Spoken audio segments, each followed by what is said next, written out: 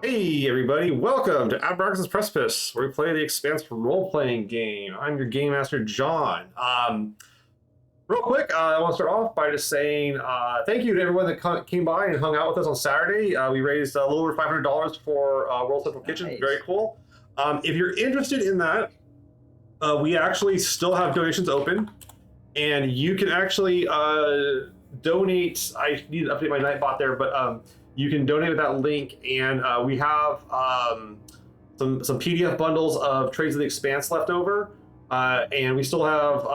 If you want to go big and donate big and get a game of the Expanse with me and some friends, that's on there. But also Jacob Mundell, that played Eric in season 5, has graciously donated 2 more. We still have 2 left of his signed headshots that can be personalized and sent to your home in the United States. So that was a limitation. He's paying for this postage, so I can't say, I can't tell him what he has, but, I need to send it off to, freaking Romania or something like that. It's going to be expensive. So, but no, he's been very gracious to donate us. We only got 2 left out of the 5. So thank you everybody that did late donations. I had a lot of fun with that game.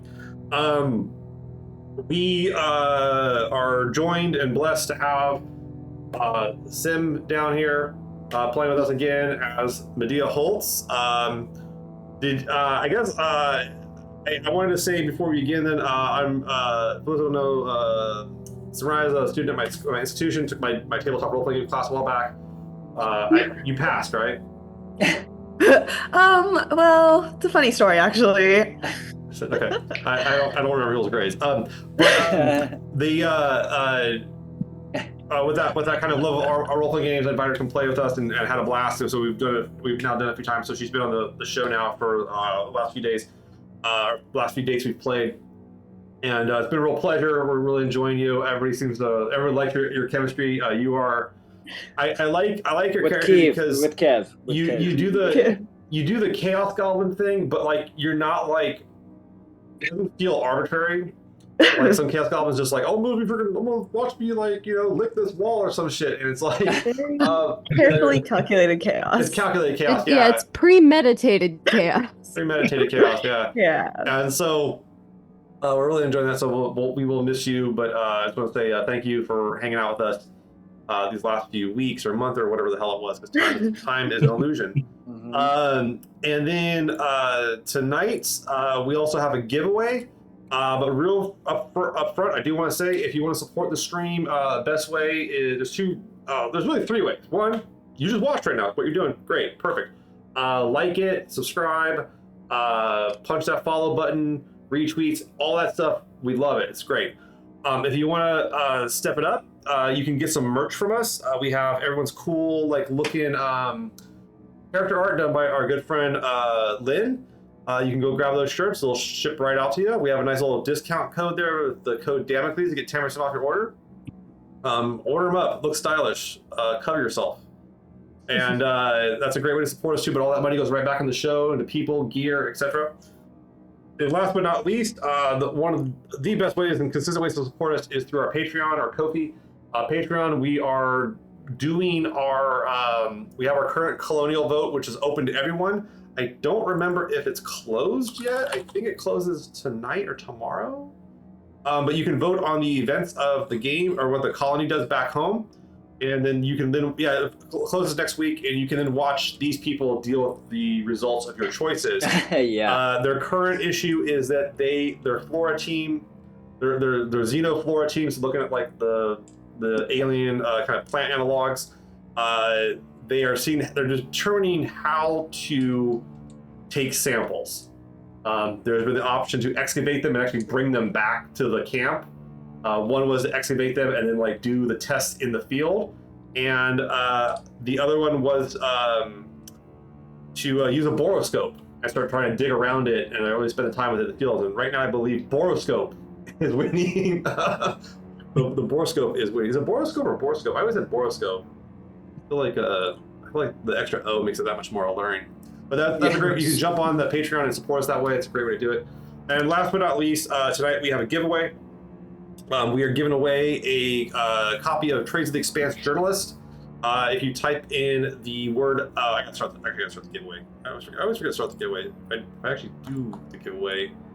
But tonight's keyword is ADAPA. That was the name of our fun little one-shot. So if you type that into the chat, you'll be entered to win a copy of Trades of the Expanse journals, which actually are one of my favorite of the Trades of the Expanse series so far. But I think that's it. Anyone else got anything else to say, or? Donna's hair. Donna's hair was the talk of the day, guys. This is literal. This show. This is like Donna's hair is the Urkel of the show. It's now. It may be named Abraxas Precipice, but the real star is Donna's hair. It's true. It's true. been. If you can name a color, it's been that color throughout the show. I mean, we should have like a time lapse of all. I could probably put that together. Yeah. It'd be fun. That sounds like a challenge. All right, I'm gonna go and start the opening sequence, guys. We'll be right back. Start playing the Expanse role-playing game, Abraxas Precipice. Right back.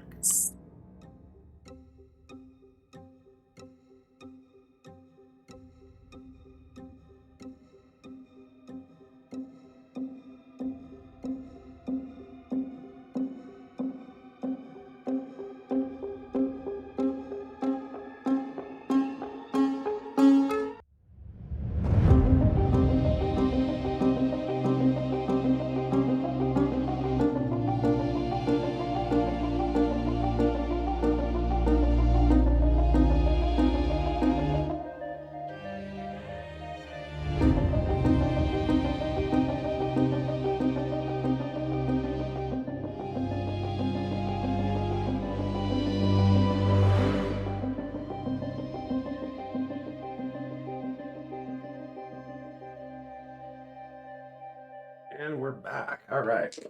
So the crew has been on Eos now for several days. You guys landed the ship. The Sinclair is in its vertical. That's vertical, right? Yeah, vertical configuration. Landed. It turns out time is an illusion, but so is space. It's okay. I don't know left from right, so it's fine. Time is a flat circle. It is a flat circle. Now and forever. But the idea here is the ship's landed. You guys are on the ship right now. You came back from your second excursion, having retrieved the other probe. Results are coming off of it. Unfortunately, because of the gravity anomalies, the machines aren't calibrated. They're having kind of troubles.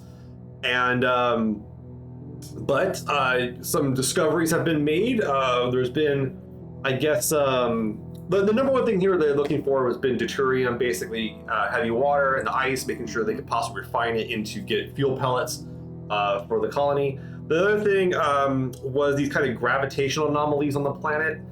Their origin's unknown, but there's some theories. And one of the theories is there's some sort of like really dense, like hyper heavy materials here. It's kind of black, the completely black like stonework, or not stonework, but like polished stone underneath the ice that's down there. And then our good friend here, who is Discover and Hide, plays a game called Discover and Hide the Findings, I believe is the name of the game, has found what looks to be like basic protein strands, amino acid type formations and stuff like that resemble those of some sort of alien origin on this planet buried in the ice. Not much to go on, but a little bit at least indicates that there was some sort of life, or and it sure ain't human. We'll say that. It ain't human. I think that was assumed, at least if not. But you shouldn't rule it out. Like true scientists wouldn't rule it out. But and you guys have brought these back to the ship. You are kind of doing the things here, figuring things out.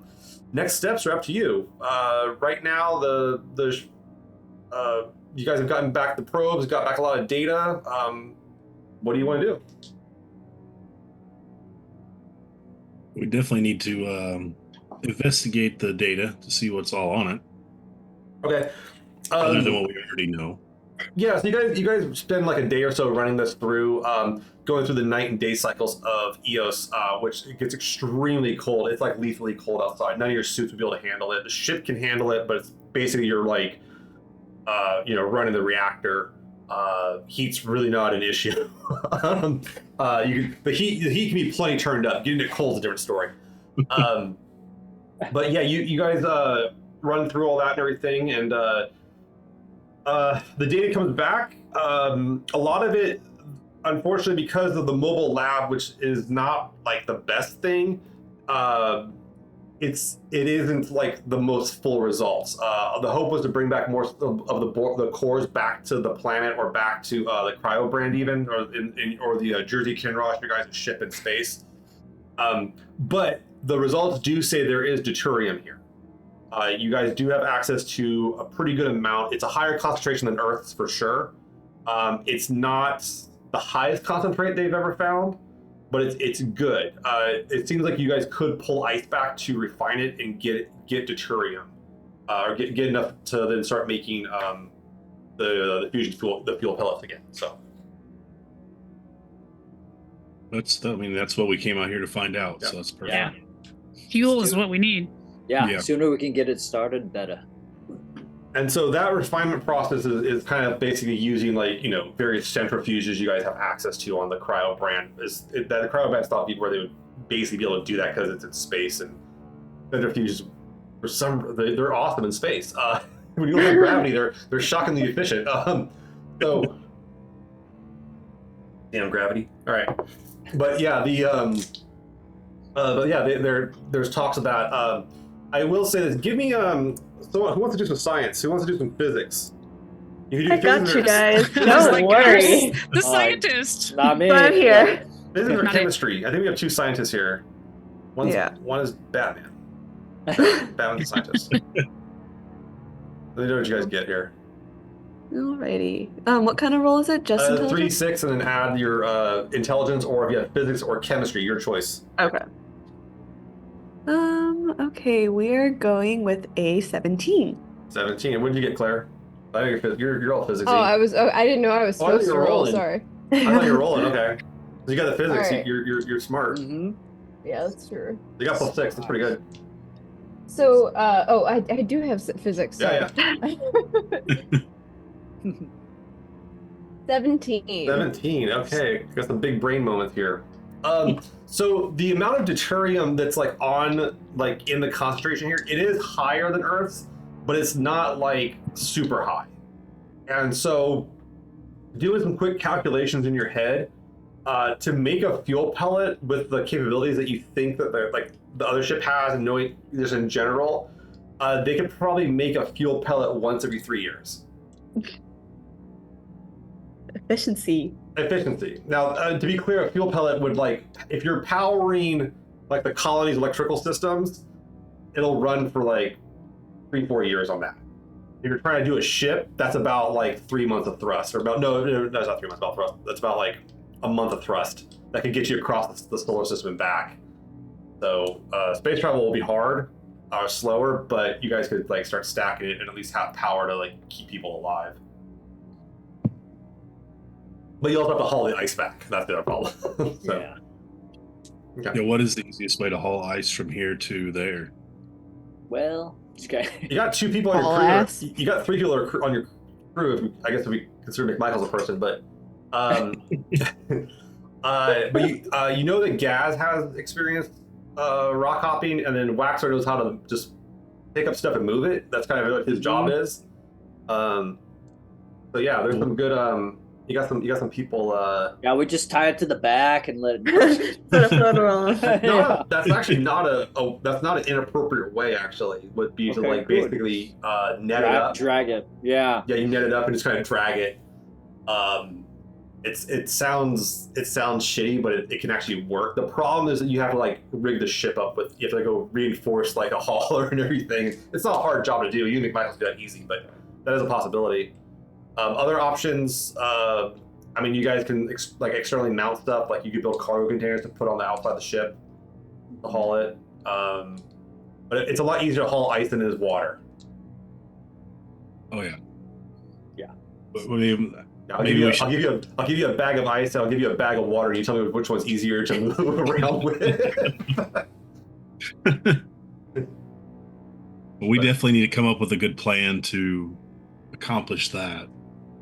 We're also going to waste fuel by just going up. Well, not waste it, but we're going to burn a lot of fuel just going up and down constantly. We get a big chunk then.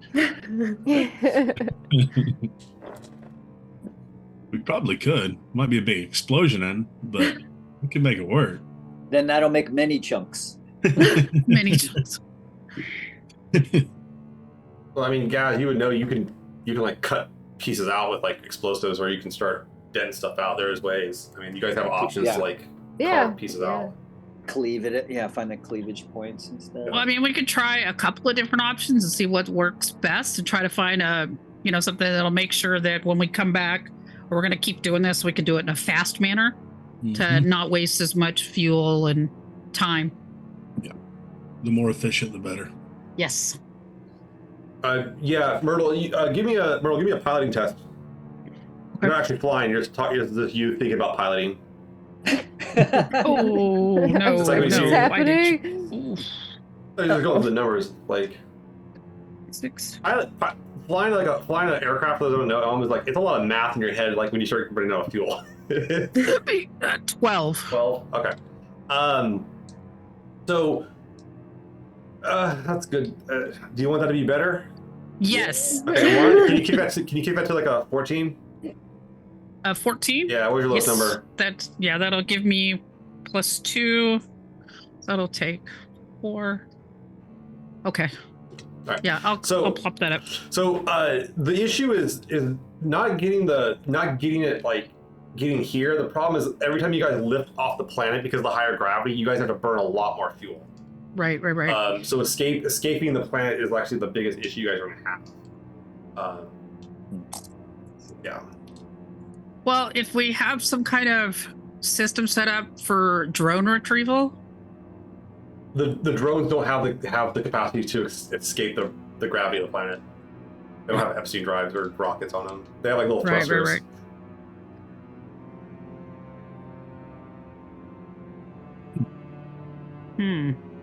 It's a question of, so it kind of comes down to a question of economics. I'm gonna have Stamilla roll because Stamilla's got logistics. This is logistics. Hey, Stamilla, wow, I'm sorry, your wife failed you.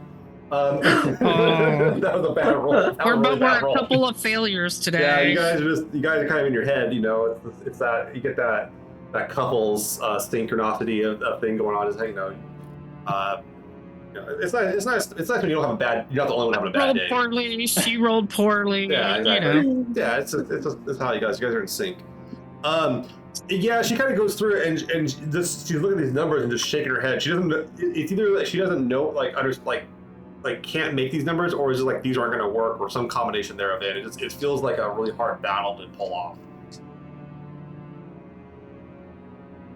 Like we need to make our own little mini gravity well. So like, okay, that's like a gravity elevator. Okay.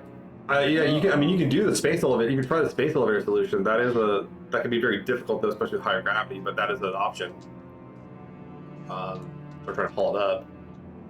I mean, smarter people than me that can figure that part out. But it's just, and just thinking of, there's, with so much that's going back between Earth and Luna all the time. It's just like that stuff is logistic. People have figured out logistic things to make this kind of thing work. And you also have the moon, which has like big gravity, like it's not 1.2. It's not 1.2 times g. Yeah. What is it said? Is that every kilogram of fuel you have is there to get the next kilogram of fuel up in space to get the next kilogram of up in space, and so on and so forth. You eventually get a person or a thing up there. Yeah. So yeah, it gets a little hectic. Yeah, because it's not the getting down; it's the getting back up. Gravity's free energy, people. It's dope. But yeah, it's okay. So there are some issues there by all means. Now you guys do know there is some ice that floats around that does kind of orbit the planet a little bit here. It's not like huge, but there is some. If that you guys could sample that on the way out or something like that. And by all means, I want to be very clear. You guys have enough fuel to get off the planet several times right now, but it's a matter of efficiency. Right. Your turns, yeah. Is there a moon to this planet, or multiple moons? Let me go look at. I hate to say it. Look at our spreadsheet. I have to go look at the planet's character sheet. Because they basically have character sheets. It has a moonlet named EM1, so Eos Moon 1. Yes. We haven't explored it yet, have we? To see if there's anything there? No. It's a moonlet, so it's not very big. It's like the size of maybe like Deimos for Mars. So it's like 12 kilometers in diameter, 15 kilometers in diameter. It's not very big. But yeah, I hate to break to you guys at home, but Deimos is fucking nothing. And it's Well, do we have anybody that we could like drop off there to like work on this? like leave them on the then- fucking moonlit? Well, just for a minute, while we're doing other stuff. I know just the guy. I do too, actually. Yeah, you know who I'm thinking of. Yeah. I have an idea. Yeah. Oh, you guys are messed up. Yeah. Deimos is 9 miles by 7 miles by 6.8 miles big, and it's a moon. But yeah, this one's a little bit bigger than that. But yeah, it's a tiny moonlet. It does appear to have ice on it somehow. It could be some sort of remnant or something like that. That's just shards of crap that get caught up in the orbit. But yeah, I mean, we're not going to land down there, so we could, shoot somebody down there. It's gravity's nil. Like, it wouldn't be anything to escape it. You guys could escape with thrusters. I mean, you guys could literally jump with your legs off of it and escape the escape velocity with your legs. Yeah. I will say this too. Okay, let me see how Kiv does here in his sampling. Oh, Medea, do you let him how are you treating Kiv, your fellow scientist with the? I'm not. I simply do not acknowledge Kiv whatsoever. You just cold shoulder him on the ice planet. Absolutely. Ouch, wow. Okay. Yeah. I thought it was cold I'm just outside. very focused on my work, and once I get a lead, I just I can't give it up for anything. Just. So yeah, he kind of comes in. He's trying to get in the lab, and you and Anders kind of keep on blocking him there or whatever it is. And he kind of comes in. He goes, "Look, hey, what? Hey, I was hoping to get some time on the decks here to run my samples. I got off the atmospheric stuff. Can I get in here or something or?" Well, you know what? We're a little busy right now, but I have something that I've been wanting to tell you actually. So, yeah, that whole deal with Gaz yesterday, it was a little embarrassing, but actually I just want to clear up the air for all of us. Okay. Just so things flow a little smoother. Okay. Sure. So, I know Gaz told you that I may have had an interest in you, and I'm sorry, but she was feeling a little shy because, we were talking and she actually admitted that she was really, really nervous to admit that she had feelings. So I volunteered to be put in her place just to see how you would react to this kind of stuff. So, Gaz actually has a major crush on you, but she was really nervous that you would just totally shut her down, or she would just be rejected, and she couldn't handle that kind of heartbreak. So, I volunteered very, very valiantly to take her place just to gauge your sort of reaction. So I think you should go talk to her actually.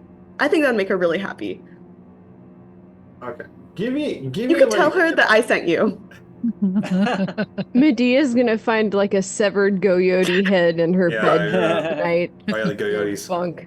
Yeah. All right. Give me roll some sort of communication test for this to see. I'm gonna see how he takes it. How he kind of takes it. Okay. That was well done. Okay, I'm gonna roll persuasion. Sure, persuasion's good. It's like she's been thinking about it. No, I've been stewing about it all night because I actually just earned an 18. Oh wow. Okay. Yeah, he kind of goes and he's like, "Oh, geez." He's kind of putting it together, and he's like, "Yeah, okay, that's interesting." I've just become really, really close with Gaz these past few days, and I wanted to do this little thing for her because she's just made me feel so, so, so welcome on board. So I want to help her out, So I can check in with her. But okay, well, look, I appreciate you looking out for your friend here and the honesty and everything, but I really want to run this. I really want to run these samples I pulled off my sensors through the deck. I got gear in my bunk, but it's not as good as the stuff you guys have in here. Oh my god, totally, I get you. You know what? Go talk to her real quick. Anders and I can definitely finish up anything we need to, and then by the time you come back, the deck is yours. He kind of squints his eyes and he's like, "All right." So he kind of he walks off. Okay. Anyone else? Do you have something else you would look at? I was just gonna say, Anders and I will probably try and take our samples. We'll try and finish up the quick whatever tests we can, and then. So give me a this. I guess it'd be biology, or biochem. It'd be one of those two for looking at biology. the proteins. Yeah. Okay. Yeah, but biology is just applied chemistry, and chemistry is just applied I physics. mean, biology and, is chemistry, it's physics, it's math. and that's all just applied philosophy. Yeah, literally. It's all relative. It's all but yeah, give me a biology test. Let's see how well. And I'm gonna have Andrew roll. This Oh, isn't right. Andrew's I field, but got a he's supporting you. 19 with a 5 on the drama die. That's fucking good. That was really nice. I was really so- lucky. Badass. That is badass. Maybe yeah, this website isn't all bad. can't be all bad. Yeah, exactly. All right, so I think you have any talents real quick too. It's not pharmaceutical, and it is. Oh, that's good. All right, so you pulled this thing, and Andrew starts to kind of running it against the first thing is you're gonna roll is this is not human, and none of these strands appear in any humans known. The next thing he does is he starts kind of messing with it, and you guys try to run it up against some of the stuff you guys have sampled back on the planet.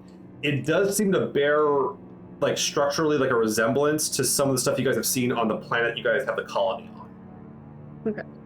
So this you can draw your own conclusions. Anders brings up like, okay, so did the life there come from there, or did it come from here, or I mean, because this is a less evolved form of the life that we see on our planet, right? So for perspective, the prevalent theory in the Expanse is that the builders, who were this ancient race that created the protomolecule and basically colonized the shit out of everything, they came in and like eliminated life on all these planets, and then they got wiped out 2.5 billion years ago. So we have a few billion years of evolution on everything, and everything kind of started up again to some degree. So, they're more primitive. There's no no like language or even necessarily like not tool use, but like nothing terribly evolved. Okay. So they do kind of they're all analogs. Is the best way to describe it. They kind of have there are certain functions. It's kind of like one of the best ways to explain it is like how like in the major theory now in like our real world is like there's two different times where the eye developed in evolution, and it's kind of like that. Like there's like being able to detect light just seems like a good idea. Okay, I get what you mean. Okay. Yeah, but this does kind of overlap with some of the stuff you guys have seen back on the planet.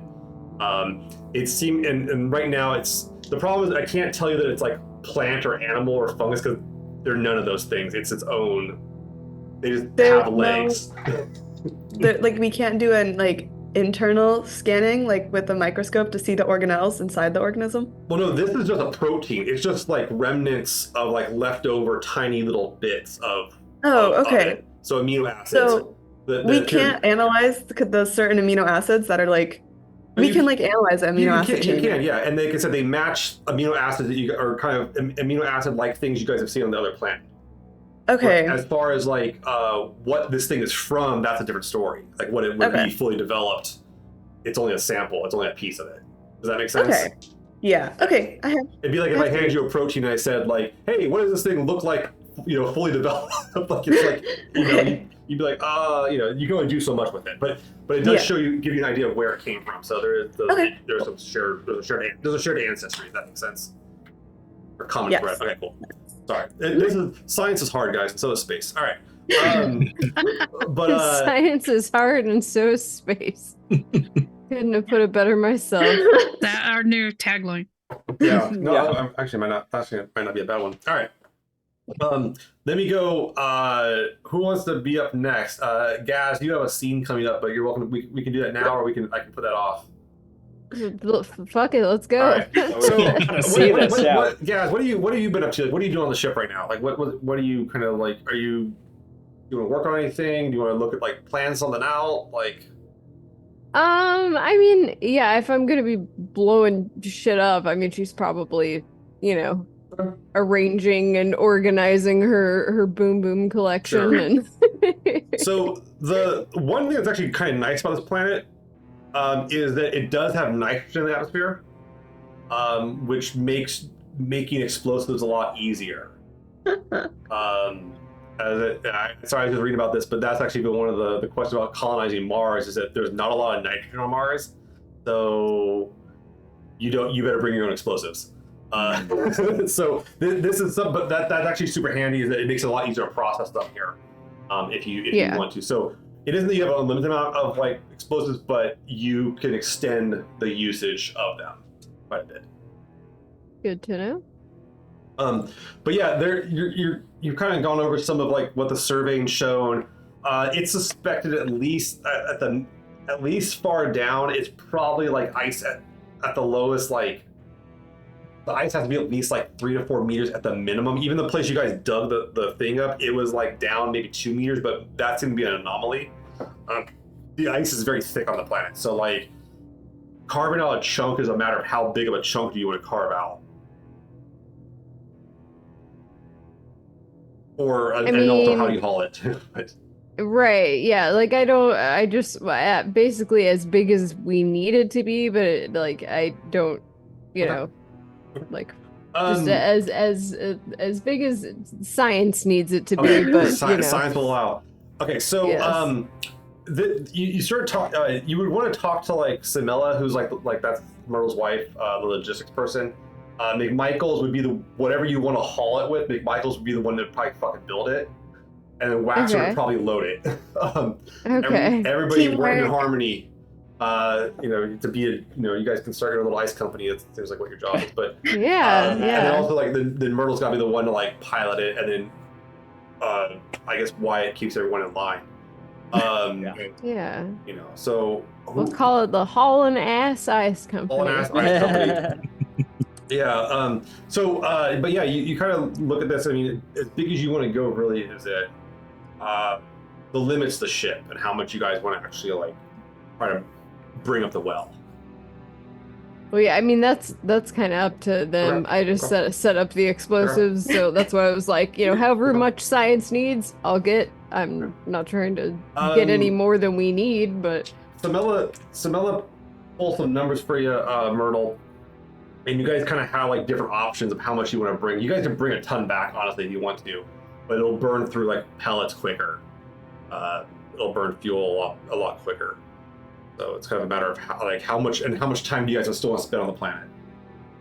How much ice do we need to make one pellet? Like that's a very interesting question.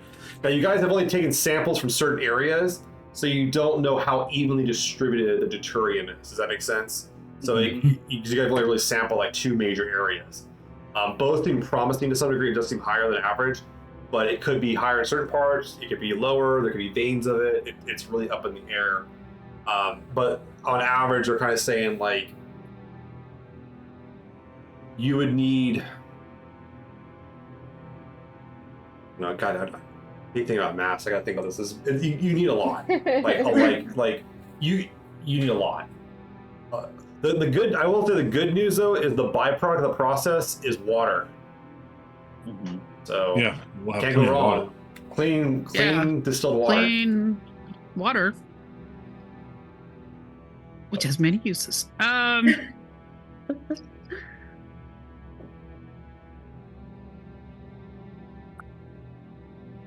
let me put it this way: do you want to bring a lot up, which will eat a lot of fuel? Do you want to bring up a kind of a balance, or where you have a lot more room for error, or do you want to bring up a little bit with like that won't really impact the ship? Honestly, you could probably just put it in the cargo hold and be enough. I'm up for a balance. Balance. And I'm just going to, I want to get the feedback of everybody since this is not my burning fuel. Do one big load, fast. Go big or go home. One big score, just one more score of ice, and I'm good to go. Waxer, I appreciate your enthusiasm, but I kind of want some science here. Okay. And that's not our thing. So, and then and Wyatt, I mean, you'll. I'll follow whatever the brainiacs say because I have no idea. I'm just saying, back when we rock hop, we always do one. We don't want to stay too long. We take the risk. It's like gambling. Yeah, that's a really good point too. Right, it's like if we fill up, we can just blow out and then figure it out and come back, and then we can plan it better when we come back, whether or not we're exploring different areas. Or just continuing to go to those 2 places. One of the other, Jenkins, your chief engineer, Peter, he comes in and he talks about like we could leave a lot of stuff here too to bring more back with us. Like we could dump the ship could dump what's it called? You guys could like leave like the cart here. You could leave like Right. the torpedoes here. You could leave like the drones here. I mean, you could leave a lot of stuff if you want to like, But with all the storms, what's the chances of recovery? Because what if the storms get pretty intense? What if they get lost in the ice and the snow, or they get destroyed? Leaving torpedoes on that. I mean, what's going to happen? Torpedoes. I'm not approving the torpedoes anywhere. Yeah, let's put torpedoes on a methane planet. Yeah, that's true. That's a fair point, sir. Leaving the car would be a bad thing because, I mean, it's replaceable compared to other things. If our torpedoes are lost or damaged, then we're just SOL on that. Or if we get attacked, let's say there's some ice pirates out there. Jesus Christ, we've been playing too many 80s games. Or if we get attacked, I mean, we might need that. But I think that's too valuable to leave. Yeah, I mean, we could leave some. There's stuff that we could leave, and but I don't. I think that's a good point. With the storms, is a good point too. And how much are we going to have to leave to make up for the weight of the ice that we want to bring? Like, how much replaceable stuff are you guys willing to actually part with? Because do you see what I mean? Oh yeah, I agree. I mean, it would be obviously you want to stuff. account for a lot of weight, so you could bring back a decent amount of ice. But where are you going to get that extra weight from? Because you're going to have to account for what are you going to leave behind that's that heavy. And that's why I say we drag it in a big net. We create a little infrastructure. I mean, then we leave nothing. Do we do it ice hopper way? Do we?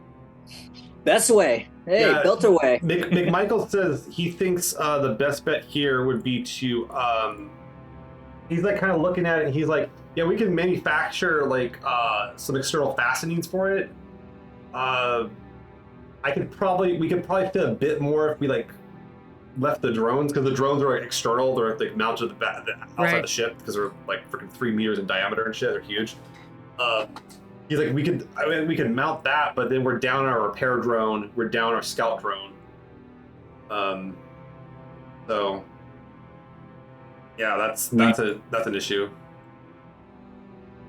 What the ship that's up in orbit? How big is it comparative to us?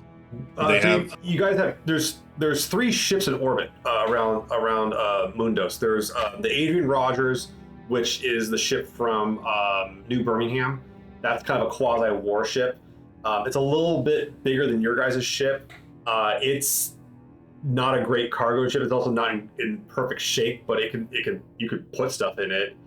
It does have an empty torpedo, an empty armory now because of you guys. But the Cryobrand is pretty damn big, but it's not meant for atmospheric capabilities. You bring it down, it's not going to get back up type situation. What about dropping off some equipment instead of leaving it down there, but maybe dropping it off?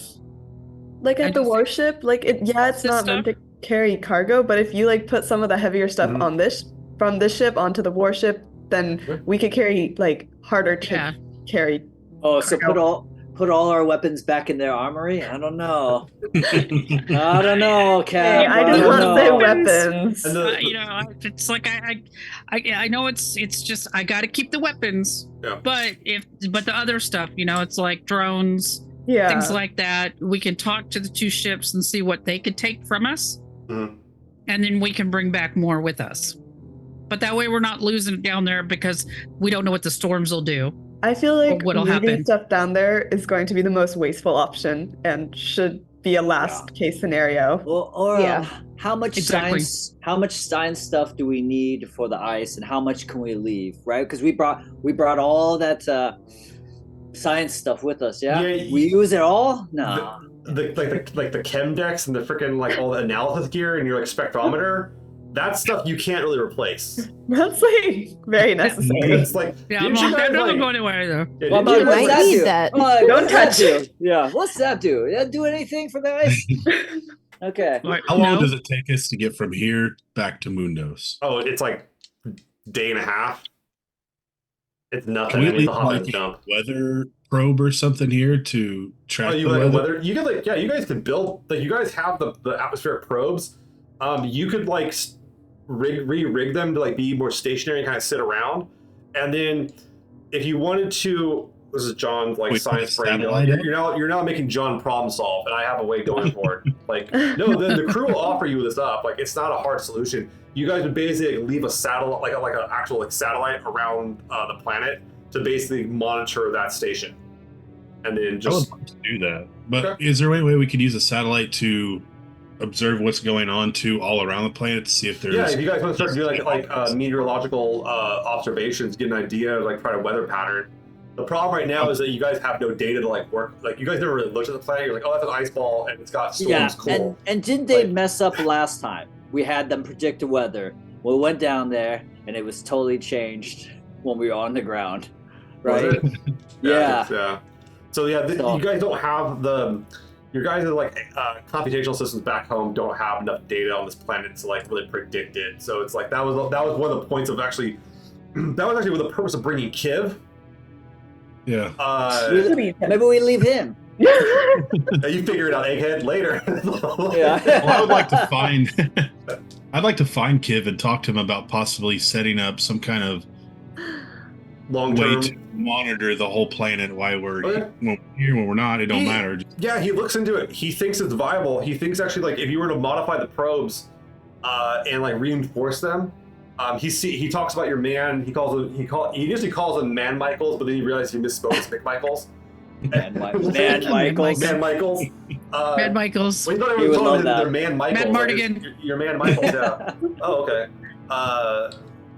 I thought your name was Jesus. No, it's Zeus. They were just saying, "Hey, Zeus." No, yeah, he kind of goes through. He's like, "Yeah, we could reinforce it and have it hold up. It can pull a lot of data for a while, but we need a satellite to kind of like to send the data back to us. It won't. Otherwise, it would only beam out for like a few minutes a day. The satellite will keep it going for longer." Well, I know you have your own things to do, but can I pull you away He's from like- that for a while? He's like, "I got plenty to do, but I can't do it because He's like, Medea and Anders won't leave the damn lab for me to go and look at these numbers." I mean, I could send them both out on an expedition if you'd like, but it'd be Well, safer if if you could just work on this for a little while, because it'll be really look, helpful. I'll be for us. honest with you. I could do a lot better work on this probe thing and know what we really need to be looking for if I could actually analyze my fucking samples. He's like really frustrated. I mean, I'll talk to him and see if we can figure something out. I don't know what's going on. It's not. Yeah, I don't want to be like, going crying to like, teacher every time something goes wrong, but like, it's like, Wyatt, this gal is just like, I don't know what's going on there, man. It's weird. She's something special. Yeah, I don't know. I don't know what to make of her. Ugh. Well, I know you're having that problem, but if you could help me for a little while. He goes down the probes and starts like messing with them and like starts making a list of like, stuff to manufacture the machine shop and everything. I can come up with a way to. Well, how do we get a satellite? How can we get? You guys go up. You guys leave the planet and just open up the bay doors, kick the thing out, and like it goes into orbit. Like it's not. All right. It's super easy. All right, we're gonna do that when we get a chance. Yeah, that's super easy. Yeah, that's not an issue. Okay. Myrtle, you got anything? Not really. I think everything is. So the one thing that's come up is there is this weird sample of like that black material that they think could be retrievable, like a major sample of it. Right now, that like Medea's talking about having like really tiny particles of it, but it's like it's hard to analyze the gravitational anomalies of something that small. Where if you have a bigger sample, it's a lot easier. So that's actually, there's been talk about retrieving it, but the problem is that thing weighs a ton, or it's going to weigh a ton. It's going to be very difficult to load in or something. So Can't just show it in somebody's pocket. well, no, yeah, you wouldn't be able. It's big. It's like they think it's like a few meters across. Yeah. So we got a I lot think of we things to should- figure out. Yeah, maybe just put a pin in that for now, Okay. and then but make that a priority to take a look at when we come back. Okay. Yeah. All right.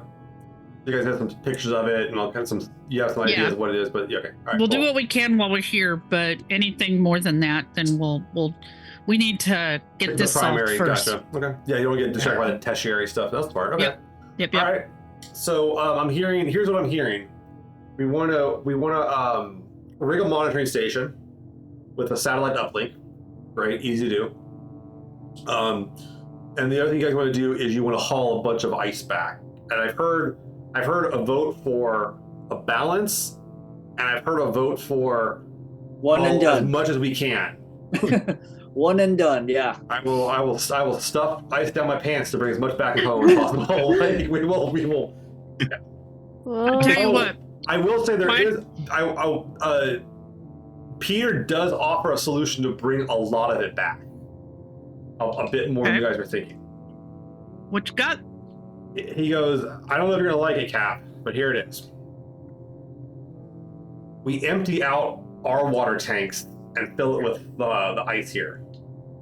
But I don't know what's in that stuff, and I don't know if it's contaminated with methane or not. We can filter that out for drinking easily, but I'm just saying, I don't think it's gonna go over well if you also know that the thrusters on the ship, like not like the main thruster, like the main engine, but the thrusters are basically superheated water. So if there's any kind of contaminants in it, it could be a problem. Right. But he's like, we could the ship, this girl, she'll hold water, plenty of water. What's the risk versus, what's the risk here if there's something in there that It's like, well, you got a face full of methane, liquid methane. You tell me. I'm still alive. Maybe there could be bubbles of methane in the ice as we melt it down, but that should boil off though, ideally. But I don't know. I'm just saying, if you guys want to bring back as much of that water as possible, that's an option.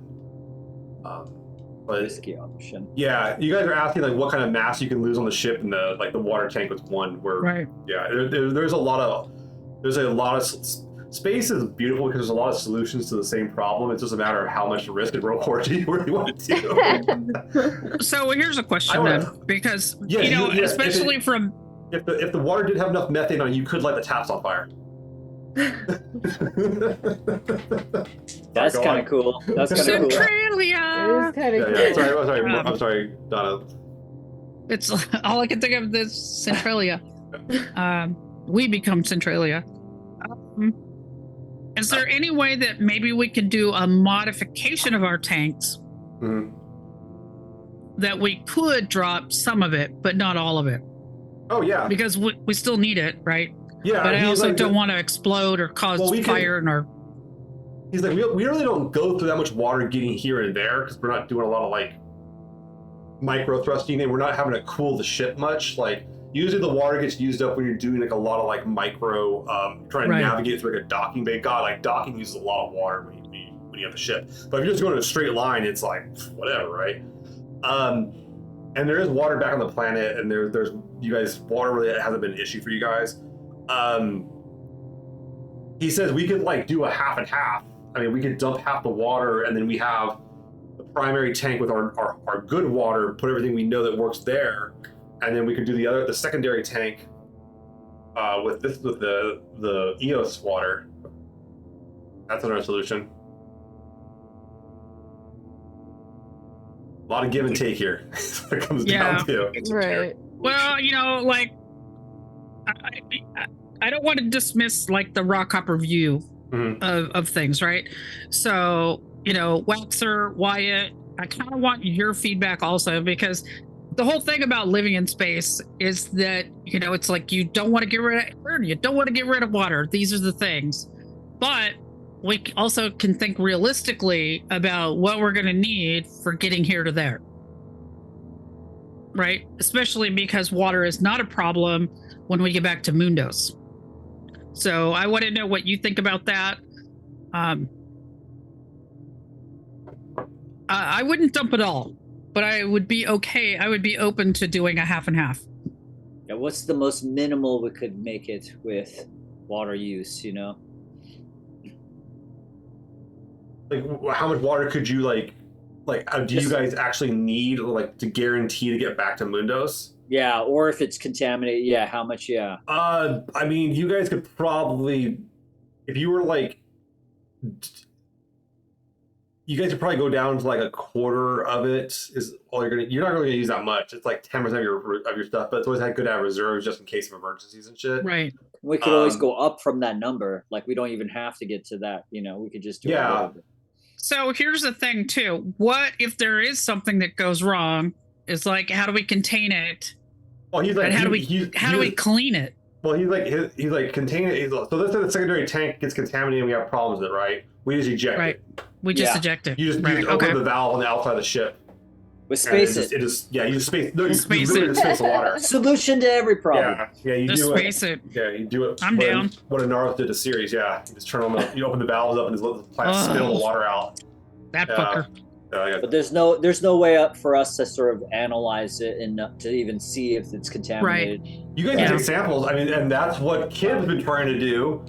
Yeah, I say we let Kid do the sample. I mean, you guys can start looking at some of the boar samples, but then you're eating into the samples. You guys would be able to do further analysis back there. Then we could determine how safe it. He thinks of the water. He thinks of the ice as largely okay. He does find pockets of like methane here and there, and like little pockets of like what would it be, nitrogen, and the standard crap you find in water. What else was in that? What else was down here? Was it ammonia? Yeah. A little bit of carbon dioxide, like bubbles here and there. Most of the outside of the ship right now is carbon dioxide and nitrogen. So I have a question. So let's say Belters both, they've been sort of ice hopping and taking the stuff. And I would assume a lot of times the ice they're taking has impurities in it, right? Oh, absolutely. So how is, it might be something, it's you guys purify the water. I mean, you guys purify the water on the ship. Like, if you're drinking it, you're purifying it. Yeah. A lot of the water just gets kind of cycled through the ship to like cool units. It's just a matter of as long as it's liquid and not like corroding the pipes or anything. Yeah. Right. But the stuff that comes out of the tap that you drink is like reverse osmosis. It's fairly pure. Yeah. But usually what they're finding, like when you find like water on asteroids, you're finding like impurities of like iron and different carbon and just, I mean, not methane and well, you might find a little bit of that, but like, I mean, you can have a little bit. You can have a little bit of methane as a treat, but like, it's not that. Just a little bit. Yeah. No, it's not gonna kill you though. I mean, like, it's not gonna kill you. It's not gonna be great, but it's not like a little bit's not gonna kill you. But it isn't like you're getting. I'll put it this way: there's like cities in California. I would rather drink water off an asteroid than drink water out of certain cities with like the chemical contamination. Like, that is the beauty of it. You're pretty positive it's not chemically contaminated. There is that element. Almost anything in that water your body can handle is, you can say what you want about methane, but at least it's natural. All right. Yeah. All right. Well, let's move forward with the 50-50. Okay. Yeah. So he goes out and starts setting up to basically push one of the tanks out, like he's going to dump it out. Pretty easy to do. He does have to like do some weird shit to it though, because the problem is like he's worried about it freezing up too fast, like basically freezing the pipe over as it emerges. You ever see those guys like when they blow water out like the Antarctic and shit, just turns to like ice basically in the area? It's kind of like that. But he does go out there and he starts like figuring out how to like get that to dump out. So it'll take a while though. He can't just like open the valve straight because it'll freeze too fast. He has to kind of pace it out and keep the heater on and everything, Yeah. But yeah, Jenkins got a solution for that. He starts dumping the water. Okay. Kiv lets you know why that he can get the probes up there. McMichael starts like working on some like shelter stuff, like fabricating stuff around them. A lot of it is just a matter of like hauling it out to a location. Clearly, you don't want to put it on a location where you're going to blow up for ice. You'd probably want to take it further out, someplace where you're not going to disturb it. So that's the question I need to ask you guys. Where do you guys want to like get the ice from? Do you want to get it from the location you guys currently are at? Do you want to get it further down? Do you want to put the probe where you're at and then like go further out someplace? Like, how do you guys want to do this? Because that's kind of the issue. Or do you want to take the probe out someplace that just like, or the station to kind of put the weather vane out someplace or whatever. Yeah, I don't mind putting a little crew together and taking it out there, or the probe out further. Okay. From where... Yeah. That's I easy think enough. so. Okay. Sure. All right, so you guys put a small crew. Get that'll happen in like a day or two after McMichaels gets done fashioning everything. Okay. Ice. How do you guys want to haul it? Besides just putting some in the water tanks, where do you guys want to like? How else do you want to haul this? Like, do you want to? Did you guys determine how much you want to do? Was it like the balance? Was it like, freaking nuts to butts of ice in this place? Is it like, like wall to wall ice? Do you guys want to? How do you? Or do you want to just just put some in the cargo hold and see what happens? I really don't know. It is suspect that you might be able to get a pellet out of the middle solution. You might be able to get a pellet out of that. One pellet. Yeah, it's not efficient. I said we go high risk, big reward, Cap. I'm a gambler. Wax is a gambler. This is true. I forgot you are a gambler. Yeah. I'm not, but I agree. Yeah, I have to agree. Okay, I'm hearing go big and go home. All right. Woo. So you guys kind of like go through and McMichaels fashions like McMichaels has a lot of work on his hands now. Unfortunately, he's actually going to be very busy. Man Michaels. Yeah. And Michaels. He hears you call him that. He's like, what? Yeah. McMichaels. McMichaels. You've known each other how many years now? Jesus, come on, man. But he starts fashioning kind of like basically what looks to be, for lack of a better term, like cargo containers on the outside of the ship. He can get 3 on the outside. He says he can get a 4th if you guys ditch the drone. Or if you ditch it's Blinky, is it Blinky 2 and Sparky? Yeah. Yeah. Blinky's the recon drone and then Sparky's the repair drone. Yeah, okay. So but yeah, he said if we ditch the drones, we could get another cargo container on there. I mean, how easy are those to replace? Well, you guys have Yao Zong, your drone expert here. He says like he could build new ones, but they're going to be pretty resource intensive to build, and having them, they are some of your quote unquote backups, we'll say.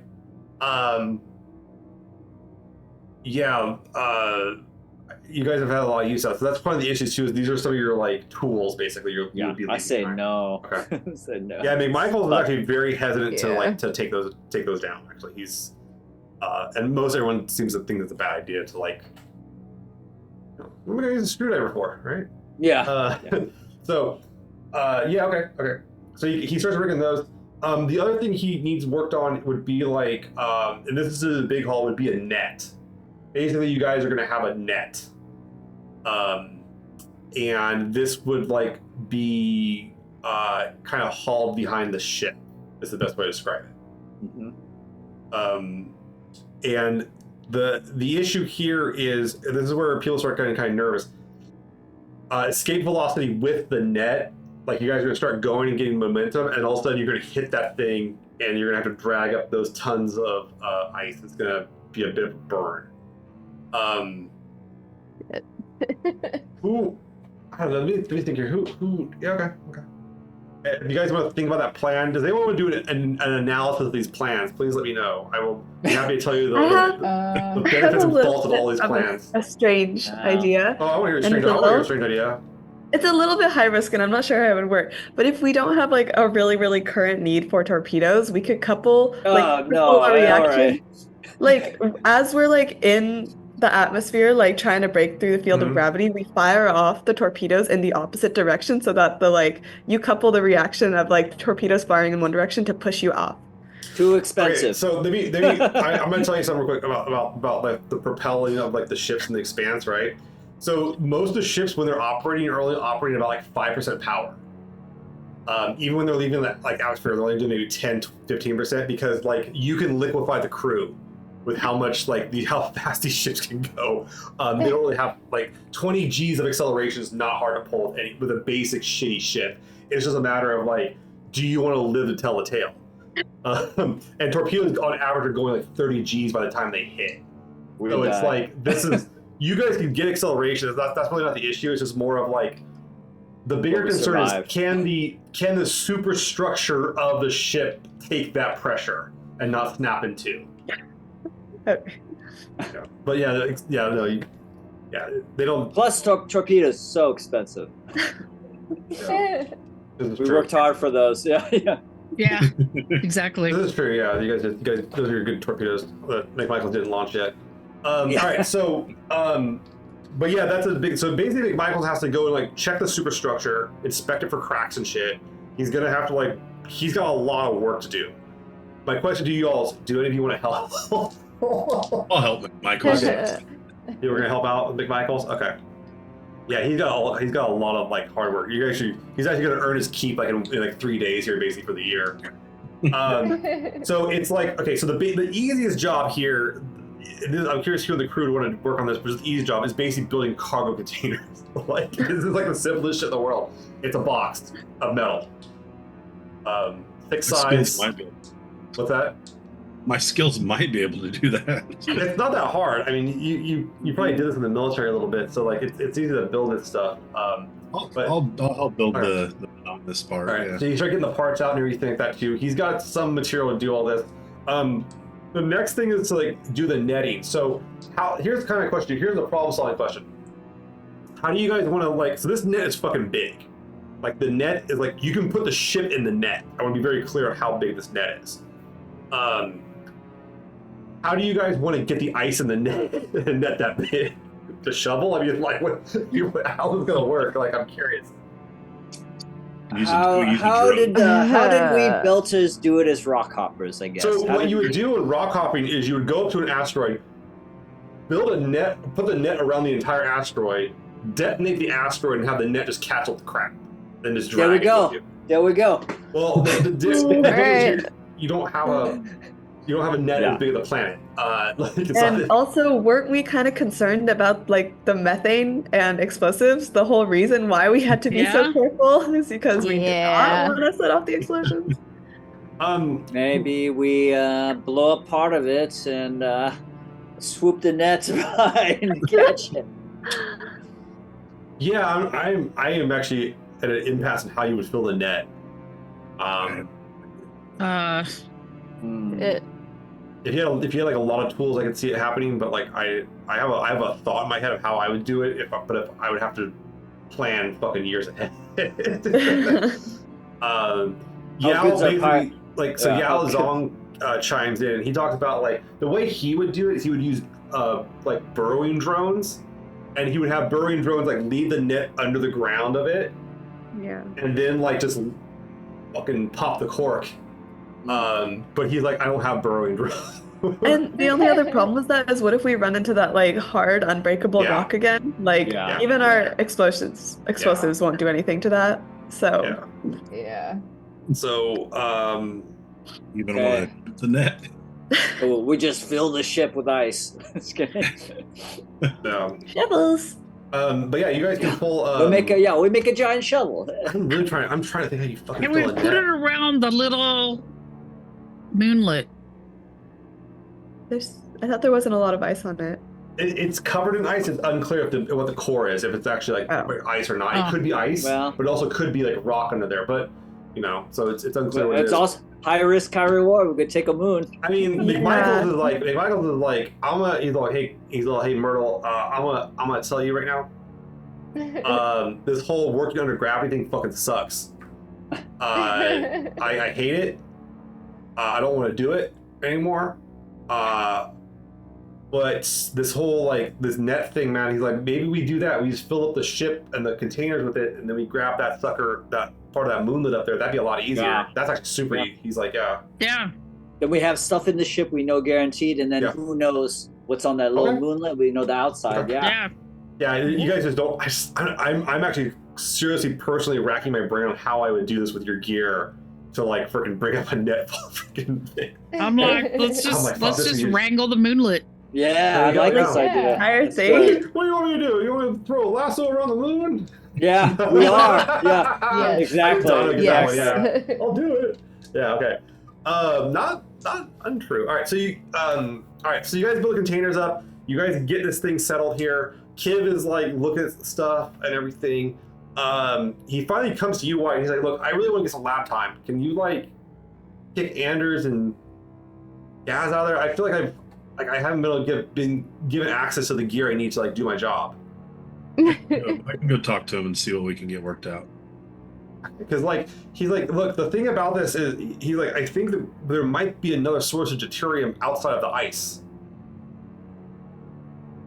That would be a big benefit. So yeah, I'll go talk to him. Exactly. Okay. So, all right. So you go into the lab. Anders is coming back in with coffee from Medea. Medea, you're sitting there going over the stuff, having good old time in the lab.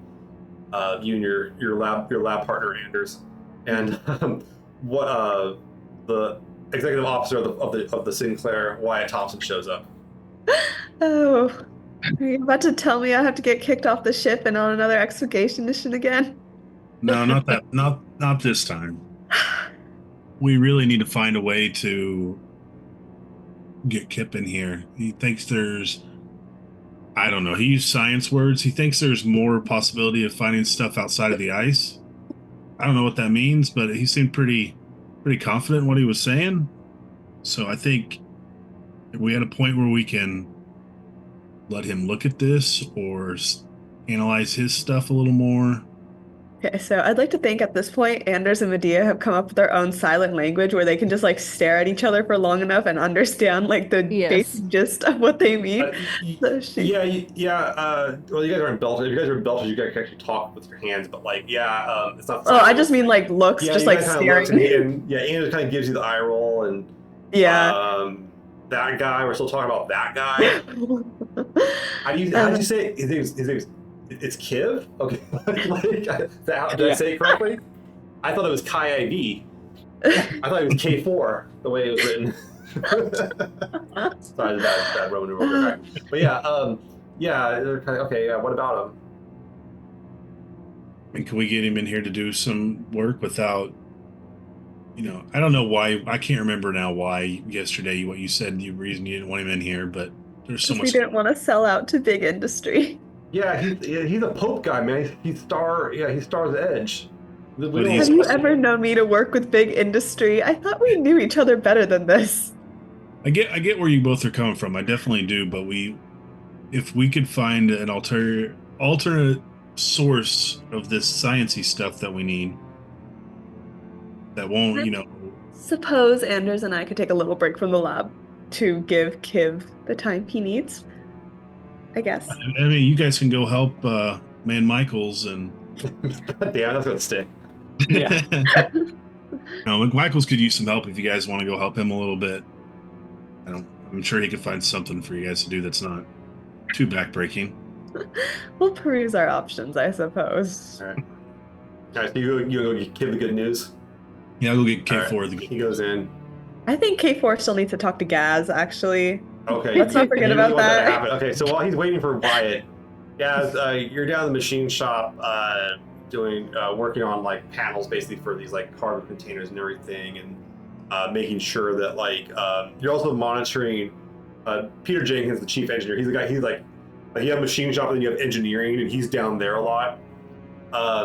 He's basically making sure that like he's asking you to keep track of the numbers on like the heating of the valves they have pushing the water out, because they don't want to make it too hot, but they don't want to make it too cold. They don't want the pipes to freeze over inside the ship and burst. Because they'll do that shit. And so but you're just kind of like chilling out in this machine shop, just monitoring like the printer printing out these sheets of metal. It's like really boring stuff to do, but it needs to be done. And as you're there down the ladder, Kiv comes down in his kind of science coat. He's got like his lab coat on. You don't really see him take it off except for when he went outside the ship and everything. He's got a shirt that says like Star's Edge on it. He's got like the logos and everything. To impress. It's called branding. Okay, it's called branding. If you can't take pride in your own stuff, then who can, right? And so he kind of comes down and he looks very out of place in the machine shop. Oh yeah? You don't say. Yeah. You're there in your coverall or whatever you have going on, and he kind of comes down. He's looking around. you can tell he's like trying to see if anyone else is here. What do you do, guys? I'm just like, can I help you? Hey, you remember what you told me like a few days ago about like on the car ride back here? Yeah, vividly. Yes. Hey, so okay, I'm not trying to. I feel like everyone on the ship's trying to mess with me. I feel like I'm having the only person that's really listening to me is Wyatt, and I appreciate you talking to me. I really do. I want to be very clear. Like I really appreciate you being honest and talking to me. But and I don't trust Medea and Anders. They just I don't know if they're just like they want to be like the big wigs of the science here and everything. But like Medea's telling me that you're the one who's actually interested in me. that it was a big like thing. It's very like 7th grade-ish, very middle school-ish. And I just want to make sure I'm trying to be as honest as I can with everybody here, but like it's getting really hard with those two. Do I strike you as the middle schoolish type? He kind of takes a second. He goes, I mean, no. He's like, but like I'm trying to say is like, oh, I'm not saying you're middle schoolish. So I'm sorry, I didn't mean to call it that way. I meant like Medea's kind of way of being. I don't know. Maybe she was hypoxic as a child or something. I don't know, but I did hear some things about that. There were several incidents. I think you got brain damage. What's that? I was just like agreeing. Yeah. So I don't know. Maybe there's some sort of like something's going on with her. I don't know. But like I mean, okay. she's got a huge crush on you. Like I said, she's yeah. Kinda... It's like okay. He's like, yeah. I think it's best if I just we stop. Resign. We just resign from this whole what I'll say. He's like this whole narrative of crushes and such with her. I think I need to accept her for who she is and just stay away. Yeah. You know what they say about, sticking your dick in crazies, it's usually a good thing to avoid. So well, he's like, it wasn't that. I just thought maybe like, I respect her science capabilities a lot. I want to be clear. I respect her as a scientist. Oh no, yeah, she's a fantastic scientist, but she is crazy. This woman, my God. Oh, I know. Tell me about it, man. When signing for Star's Edge with Pope, we had to undergo numerous like evaluations of psychology and checks and everything like that too for consistency. We go and we have a great counselor on duty. We get that when we need to. But like I all I can think about is how much someone like Medea would benefit from just a little bit of help. Yeah. You should tell her that, tactfully, but you should definitely pass that. That's some great insight you have there. Okay, well, he's like, I'm sorry to bother you. I just she told me to talk to you. No, it's fine. I'm sorry. It's been such a rough time for you. I know, it can be kind of insular around here, and I know you feel left out sometimes. But I'm so sorry that Medea's immaturity and just inability to handle her feelings and express them in an adult, mature manner has made your experience here so negative. I really do want to apologize on behalf of all of us. You don't need to do that, you're one of the team. We all love you. We think you're great. You're a great scientific mind. He's like, I got this thought. The atmosphere here could be very promising. I think we might be thinking about this mission in the wrong way. Oh. Yeah, so I think if we can redo our focus, we might be able to do something a little bit different here. So, but I had to get in the lab. I need to get in the lab and everything. So. Yeah. Well, anytime you need to talk, look, I'm all ears. When my can you? Okay, well maybe you could do me a favor. Wyatt's prying Anders and Medea out of this lab.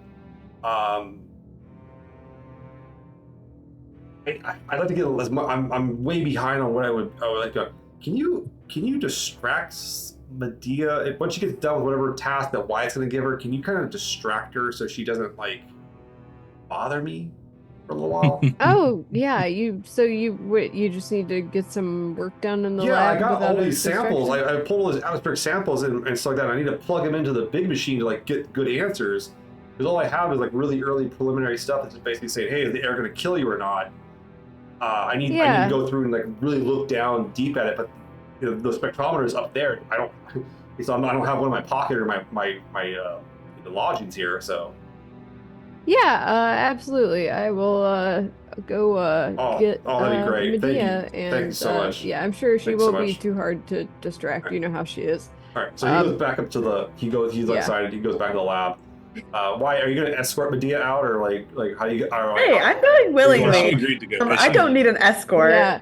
I do immediately inform Wyatt though that like, hey, he like wants Medea out of the lab so he can do some stuff without being distracted, but like just in case, maybe someone should keep an eye on him just in case he's doing a little extra or just a little extra homework. I don't know, just in case. Kib, I think I'm gonna hang out with you and kind of see if I can learn anything, if that's cool. Yeah, sure, that'd be great. I'd love to talk to you. I don't get a lot of you guys got a lot of experience out here in the field, so it's a separate set of eyes.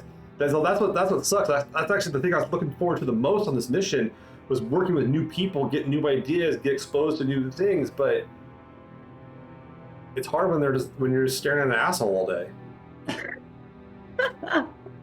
You can tell he's starting to get. He's like fucking like just done.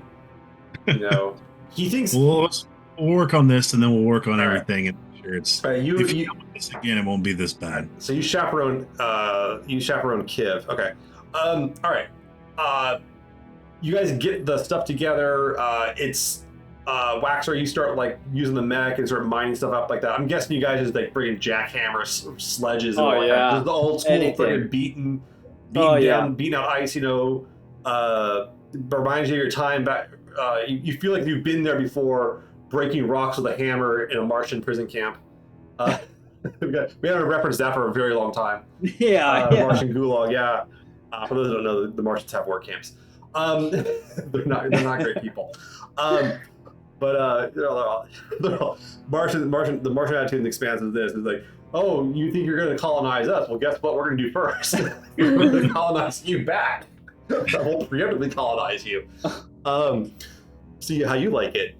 But yeah, they you go and like you start breaking up ice and start loading stuff with the mech. It's a lot. It's not too bad. Breaking big chunks of ice like boulders of it isn't too bad at all. It's pretty easy to do. Bunch of random samples. You guys have them all tagged too. Like there's like tags on the sides of them. McMichaels has rigged some containers inside the cargo bay to be refrigerated, so it'll keep it frozen. So you guys have a pretty good solution here. The only parts that will be melted for sure are the ones going into the secondary tank. But okay. Yeah, goes pretty well. Anything special you want to do? And I want to get back to Myrtle too, because I haven't heard from Myrtle for a while. No, that's good. That's perfect. Yeah. Let's hear from Myrtle. You're laughing now. I want to know why. Okay. What is this plot? Mm-hmm. What are you gonna do, Myrtle? You gonna space someone? All right. So I'm staying out of the way of the romantic drama. For now. Okay. Yeah. For now.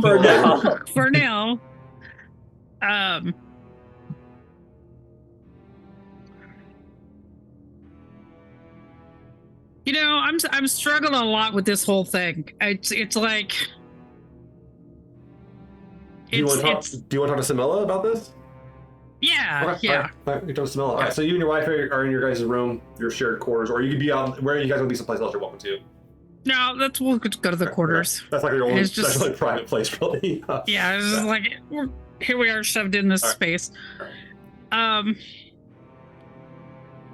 It's like, becoming in charge of all that stuff. It's all been, so smooth, even though we've had tragedy and hardship and all of these things that have happened. But this is all so different. There's so much and I'm just relying on you on the logistics of all these crazy ass ideas that we have for doing this. You know what's I feel a little out of my element here.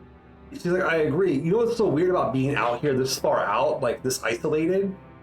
We don't have anyone to blame anymore. Back home, we could blame. We could blame Marco and Naros or whatever, but like out here, trying to figure out a way forward, it's just us. You, me, whoever else is out there. We can't blame. We can't blame the Udas. We can't blame the Dusters. We can't blame whoever it is out there. That's the OPA or whoever you don't like. We can't blame.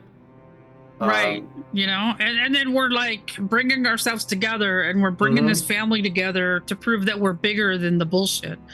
Yeah. But out here, we're just kind of. We can't go home. And this is so much more. I was a quartermaster, but I help people find really cool things. The logistics of this whole thing. That's why you're the logistics person and I'm the one that goes out on the ship, right? But we don't have that here. We don't have our comfort here. You do logistics too. I'm as good with the spreadsheets and the numbers. Yeah. It's just I don't want to. I don't want to fail my crew, man.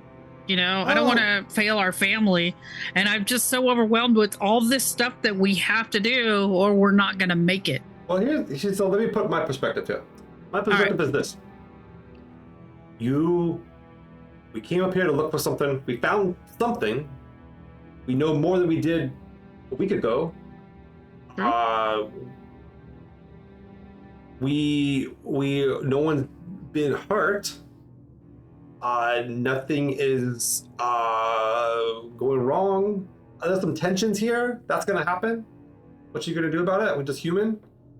But I think I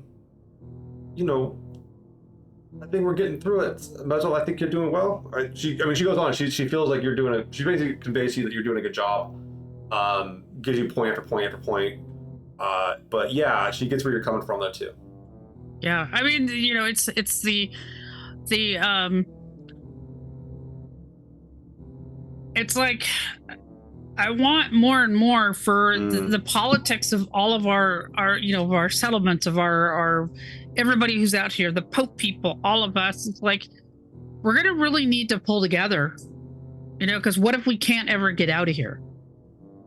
And this is our home. It's like we need to start thinking about how do we make this a home, right? And so that's kind of weighing on my mind while we're doing this logistics of bringing this ice back and the methane and all of these different things. Is like, how do we turn this into a home? Well, she kind of takes a second and looks at like one of your guys' display screens the outside of the ship and is like, I don't think we're turning this planet into a home anytime soon, but we can certainly use the resources here to build a home back. Build a place back home, and I think we're getting there piece by piece, step by step, chunk of ice by chunk of ice, Yeah, it's like, obviously this planet's not home, but thinking about Mundos, right? It's like, what if we're going to be here longer than we ever thought we were going to be? And what does that look like for all of us? Yeah. And she's like, my heart goes out to those that are also in our same situation and aren't as fortunate.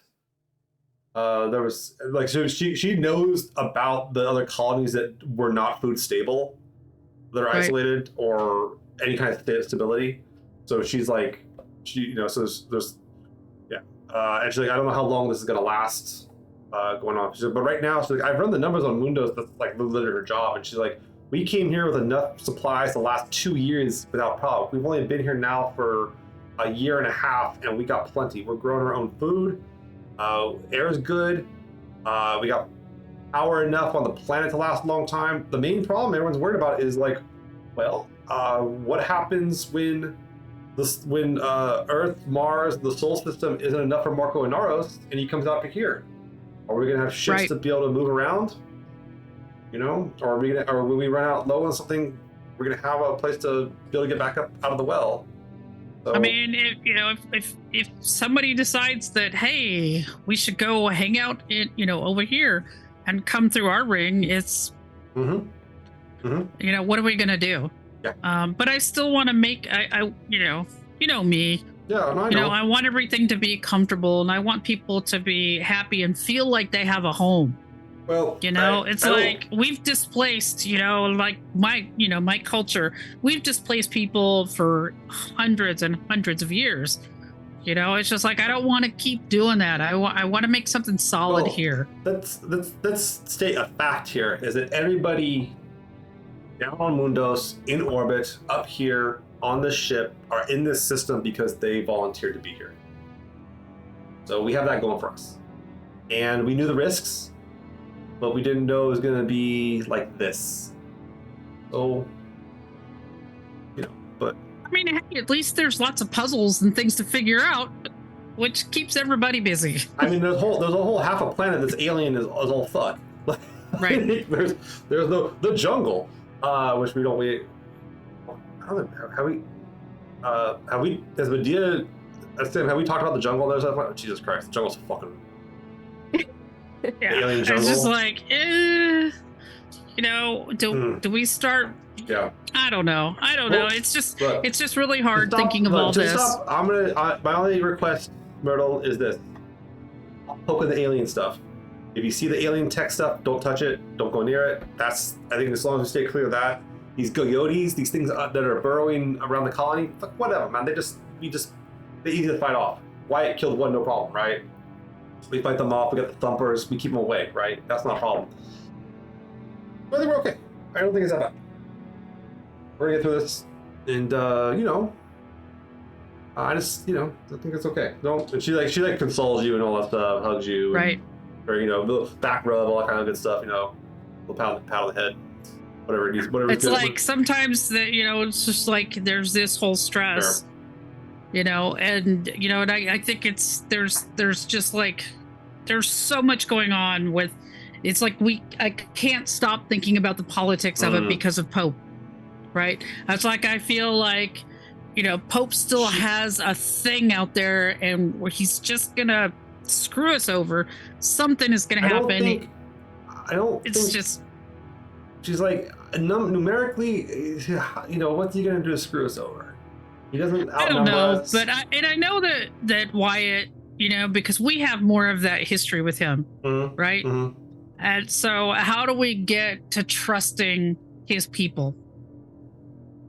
How do we blend? How do we blend and create? I'm going to tell you how I learned to trust the Innas a little bit more than I did when I was younger. Found one. She was beautiful. Bought her a drink. Sat down and talked to her for a while. Had some nice times with her. And then I got married to her. So look, it's not that hard. You just got to sit down and talk to one of them. Step by step. And we got one on the ship. We got this guy Kip, right? I mean, have you seen that guy walking around the ship? It's fucking depressing. He's sullen. Like the dude's like spirit's broken. I feel bad for him. He's like, why don't we? He seems nice. I don't know why. I don't know what's going on. Like, I don't know if he's having girl problems or what he's having. He's having troll problems is what it is. It's all just troll. It's like, I don't know what's happening, you know? He's got troll problems. Don't forget though, you're the captain. What you say goes. You want to step up and I don't know, here's the question. Do you think your crew is more scared of you or Wyatt? Because I think they're more scared of you. When you step in, they know it's real. Oh no, they're not as scared of me. Okay. All right, we'll leave that one there. That's a good conversation. Wyatt, so you're sitting down with Kiv. Kiv's going through stuff, and Kiv's like fascinated by this shit. And he goes and he gets all his stuff in there. He gets the samples. He starts running the numbers, all this kind of stuff. And you're like watching him do all this stuff. Do you want him to explain what he's doing to you or do you want like Yeah, absolutely, yeah. Okay, so he's basically going through and like running basically samples of the atmosphere. So where they were taking samples of the ice, he's taking like pieces of gas out of the thing, right? And he's also like looking at the data on the probes that came down and basically looking at like certain parts of it. And he starts pulling the data on that. And he comes up and he goes, "What the hell is this?" And he like turns around like he's very frustrated, and you can see like he's looking at a thing saying like access denied. And he's like, wait, hey, look, I want to look at the atmospheric data too. Can you... Why? Look, I don't want to be like that. I don't want to be this kind of guy. I need you to go down, and I need you to tell Medea and Anders to give me the password to access this data. I have every right to be a part of this team as well. Do I have access to what he's blocked out of? You want to go take a shot at it? Yeah. Okay. See if I can access it without going anywhere. All right, so let me ask this question. What if Medea had overridden the access even for the senior crew of the ship? No. Okay. She's not that ambitious. Okay. That's a really good way to get space. That's a really, really good way to walk home. Unfortunately, she knows that. Okay, so you sit down and you kind of like, you go override and you come with your admin stuff and everything, and it opens up, and you can see that it's been like kind of locked up by Anders. And he gets into it, he starts messing with it and going through it. And he's going through the spectrometer and all this kind of stuff, and he pulls out this one piece and he goes, right there, see that right there. Yeah, I see that. Yeah, I knew it. Check it out. And he goes out and he pulls up and he says, he's like, the atmosphere. I knew it had to be in the atmosphere. And he starts like going through and like, it basically says like what the atmosphere is made of, which is like, you understand, you've seen the word hydrogen and helium and nitrogen, and then it starts getting more technical as it goes on. But like, there's like subdivisions of it, and you can see like even the sections of like helium and like hydrogen are separated. And that makes no sense to you, unless you want to make a science check for this. I want to make a science check. You want to see if you got a big brain today? Okay, intelligence. This would be chem or atmospheric sciences or something of that effect. I just have intelligence. I just got brains. That's not bad though. 14. 14. Okay, you can tell that it's like different configurations of hydrogen of some sort. And you know, like it is commonly known that like deuterium basically is just like a heavy hydrogen atom with extra neutron. And he's pointing out some, saying like, check this out. He's all, I think there's basically what he says is, I think there's actually a layer of deuterium in the atmosphere. How can we pull that from the atmosphere and bring it in? Well, I think that's let me make sure I'm saying this right. Mick Michael's problem. He said Mick Michael's very slowly. Mick Michaels. And like, he goes, no, he's like, I don't know. I just know how to find the stuff and tell you what it is. I don't know how to get it out. But like, I'm going to call McMichaels and see if he's not too busy to come up to where we're at. So you call it McMichaels and like, do you want to do a video call or you want to do like an audio call? Just audio. Okay. He goes, you hear like, bzzz, you can hear me like, yeah, McMichaels, what's going on? Oh, hey, hey, what's up, you got a few minutes you could spare? And be honest, if you don't have the time, we can do this later. He's like, he goes, I'll text you. And like, so Medea, you and Anders like work on this thing, and you hear McMichael say, "Yeah, I'll text you." And McMichael texts something, "Why you get this thing?" And it basically says like, "I have to redo every fucking weld they make." It's like, he's like, I'll just message back. Yeah, but yeah, he's kind of busy. But yeah, he's saying like, look, there's gaseous deuterium in the atmosphere here. We could like literally just suck it out, or at least like have a chance of getting it out if we can hit that layer. Is what his theory is. I mean, it's definitely worth an absolute. It's a lot easier than hauling ice off the surface. You know, he's like this could like really like get us ahead of the game, way ahead of the game. So should we keep going down this path of filling? I think so. I would go with this one because I think it's the surefire solution we have right now will work. But we need to sit down. A lot of us need to sit down and figure out a way to basically harvest the atmosphere, the upper atmosphere of this planet. Jesus Christ, I'm trying to do that too. Let's say at the end of the day, I'll talk to Cap and see if we can set up a all hands on deck meeting. Okay. He basically explains to you like a very complicated like vacuum cleaner is the best way he kind of describes like how to get this out. Like we would be in space and then we stick the vacuum cleaner through the atmosphere. Like just suck. like Spaceballs, like Yeah, in it's like Spaceballs. Yeah, it's like Spaceballs, yeah. No, I mean that I didn't want to go with that route, but yes, it's like Spaceballs. But yeah, he like but yeah, that's like he's very intriguing, and you can tell all of a sudden he like perks up, like he actually has a solution. He actually discovered something, and he starts hacking through it and going. He goes, "What the hell?" Another part of the thing is locked up, and he's like, "They're keeping me out of everything on here." Do you want to open it up for him, Wyatt? I'm gonna open it up, and as I'm doing it, I'm gonna be like, not all the shit that's coming down on you is your fault. Look. He's like, I get Pope's a divisive guy, you know. Many great men are. Like, he kind of gets into that. He's like, I get people. I understand you guys have a history with him. You know him for a while. I've worked for him for a while. We only started really hanging out with the guy the last like 4 years, basically. You've known him. You've known Pope for like almost 10 years. Mm-hmm. So you have a very different perspective on Pope, we'll say. Yeah. Like I'll try talking to the crew and. Yeah. Well, look, I'm gonna dig through the rest of this. This is gonna be pretty boring at this point, but I think we gotta this whole atmospheric deuterium thing could be huge. I agree. It seems very promising, so I definitely want it to be checked out. But Dia, do you want to do any? So everyone's basically got the ship together, ice and harvested, stuff set up.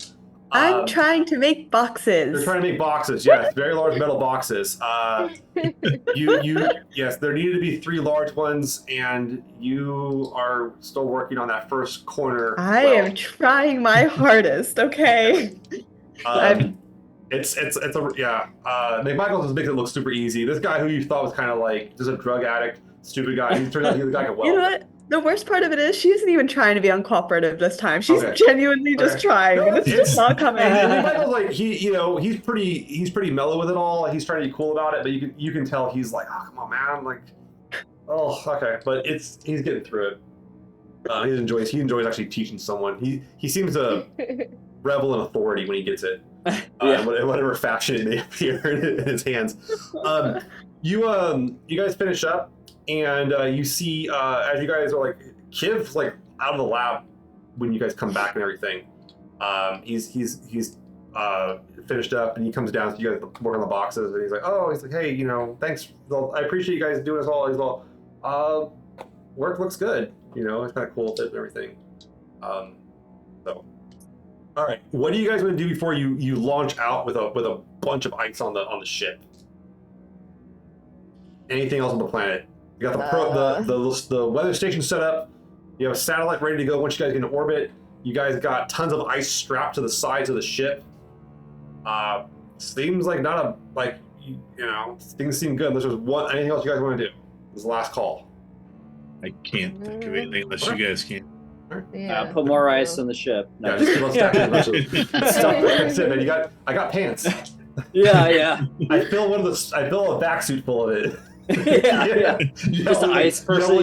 You like backsuit snowmen and stuff. Yeah. You got little charcoal eyes inside the spacesuit. That'd be actually really fucking adorable. Oh man. That'd be really. I'm sorry. That's just damn adorable. All right. So you guys, Myrtle, you get ready for liftoff here. Jenkins has fed you new numbers for new mixtures and new acceleration amounts. Mikhail's been going over it over and over again. Liftoff's not really a problem. You want everyone to strap in? Yep. All right, everyone straps in. Liftoff occurs. You see the ship burn a lot more fuel than you were ready to initially, but it gets off and you get into orbit and no problem. You can see the moonlet, and you guys. I'm not gonna have roleplay the satellite drop off. The satellite drop offs like those. I literally just kick it out the doors, like literally how you just do it, like. All right, see you later, buddy. Good luck. But you come up and you have the moonlet. Now, what did you guys want to do the moonlet exactly? You don't know the contents. No one's actually analyzed it. And it could be it could have a solid core or it could be all ice. You're not sure. It's probably got a solid core. It's probably got a solid core. The chances of having a solid core are very high, actually. Yeah. Comparatively speaking, so there is that element. there any way we can? What's the best way to go about finding out what it's like? The everything on the planet, like drop another probe, or? Well, no, it's not big. I mean, the thing's like barely like it's like 15 kilometers like wide. I mean, it's like the Little Prince, dude. It's not like a big thing. You could like you could run laps on it if you really wanted to. I mean, it's not big. It's only fit. It's Remember last time we messed with the moon? I just thought of that, but oh yeah, that's right. Oops. Oh yeah. Maybe if we find anything at this point, are we going to be able to do anything with it? Cut the net. we could leave it somewhere, maybe. I mean, it is in orbit. You guys could try to drag it out of orbit with you guys back towards Mundos if you want to. There's a few ways to do this. Net. You could also, which would be a combo of netting and also anchoring. I mean, if you want gas to blow it up, you guys could probably blast it if you really wanted to. It would take a few days to bore that far into it, though. But that's a little messy. Or you could just do it later too. Maybe we leave. Yeah, maybe we just lasso it and then leave it there, and then decide what to do with it. Yeah, maybe you can put like anchors on it and everything, like lights on it, and okay. Yeah. So yeah, you guys do a few little sweeps of it and get information on it. You seem to have a pretty good idea. Anders concludes that it does have like a solid core. It is rock. It's not all ice. He's not sure. He's not sure how much of it's rock versus ice, but he thinks there's a pretty good portion of it is rock down there somehow. So he thinks it might have been like maybe a shard of the rock, like that split it off from some sort of impact or something like that. It could just be there, kind of like how our moon is. Possibly so. There's a lot of possibilities there. But it seems like you guys are largely done with EOS. He pulls some samples off of it too. You guys can check once you guys get back to the planet. Nice. But yeah, can we get the satellite feed from the weather? Will that be able to be beamed back towards? Oh yeah. Mundus. Okay. Yeah, it's not. You won't be able to get a 24-hour stream because of like the way the planet rotates. You guys unless you drop it like you want to spend a lot of time putting a bunch of satellites into like a big link. But yeah, you guys have like a upload. You'll get like data feeds of it once a day, basically, like updates of it. And it'll kind of like it's just like a bunch of data. It does have like a camera on it, but like the camera's not going to show you a lot. It's going to show you, hey, look, it's a great white wasteland. Cool. Still white. Yeah, still. Yeah. Sometimes it's dark. Sometimes I face the sun, sometimes I don't. Pretty boring. But yeah, it's mostly just like pulling up atmospheric data and like trying to monitor the weather patterns and the wind patterns and everything. So it'll help give you at least something to model off of. Excellent. Okay. You guys get into orbit a few days. You guys get back to the orbit on to Mundos. You guys dock with the cryo brand. Kiv gets off. Kiv retreats to the other ship. With his stuff and whatever gear he had. And what do you guys want to do? You guys want to land back on the planet? Do you want to shuttle up and down? How do you guys want to like work on this? And also you have all that ice. Oh, the ice should be some of it. Hope wanted some of the ice. You guys can have some of it too, but like, what are you guys gonna do with the ice? He thinks he can start trying to see how to refine it. Yeah, we could send a little bit down to see if they can. Yeah. Okay, see what they can do. Okay. Do you want to send a lot of it down, like enough they can make like actual fuel out of it, or do you want to send just samples of it down? What do you think, Cap? I think there should be enough to check out the fuel. Well, the sample would be not just a sample, okay, but like Try pull off. Okay. All right. So yeah, they. The idea would be like you guys see what you guys can do with a big chunk of it, and Pope can see what he can do with a big chunk of it. Right. And then and see kind of who's having better results like after so much time. Right. Okay. And then you guys can also keep some more of it up in orbit if you want to, just for good measure. The Jersey Kinross can store tons of shit. It's like you have a cargo ship basically that's empty because all the shit is literally like now you're sitting on the planet. Like, they kind of. Yeah, I think there's only 10 crew members left on the Kinross out of like the 200 some odd. So it's like a skeleton crew now. Plenty of room. All right. Medea. You and Anders kind of like, God damn, ship smells better now that Kiv's off of it and stuff like that, It's kind of rough. I feel like the air's lighter. I can breathe easier. Right. Like food tastes better. Life is just generally better. Life is just generally better, yeah. And he starts kind of digging through this, and he goes, "Hey, he goes, hey, hold a minute." He calls Wyatt. Anders calls you to the lab. I'll go. You go over. He goes, "Hey, so Wyatt, you took a pretty good hard look here. What do you make of these amino acid strands?" What the hell is that? That's nothing for proteins. The protein strands we found. It looks like you were logged in looking at them for a while. Yeah, you know the top secret stuff that we didn't really want anyone else to see?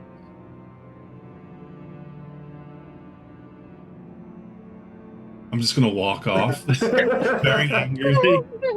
It is all. Nice. Yeah. So yes, there is your churn 20 event. Pope knows about the alien proteins.